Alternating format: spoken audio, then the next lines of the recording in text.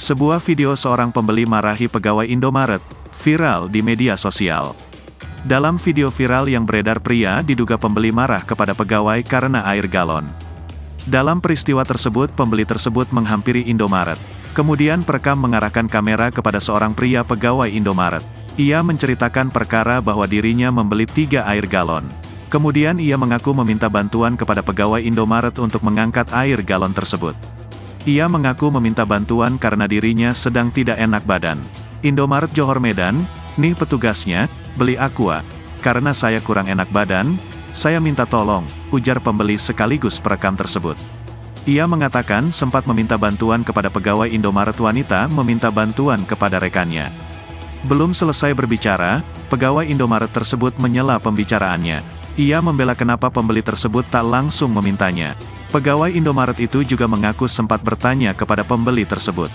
Merasa tak terima, pembeli meminta tak jadi membeli air galon-galon tersebut. Ia meminta uangnya kembali dengan nada marah.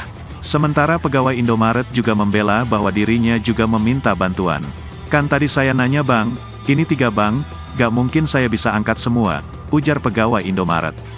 Kemudian, pembeli tersebut meminta uangnya kembali sembari berseloroh. Pembeli tersebut berharap nanti pegawai Indomaret tersebut tak kembali kerja di sana. Sontak pegawai Indomaret tersebut pun menjawab bahwa hal tersebut bukan pembeli yang menentukan nasibnya. Tak terima dengan ucapan pegawai Indomaret tersebut, pembeli menanyakan pihak atasan.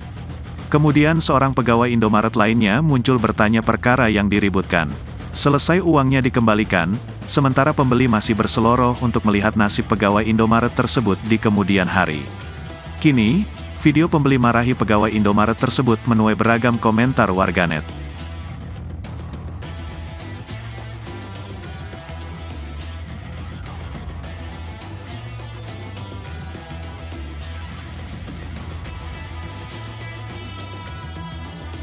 Terima kasih sudah nonton.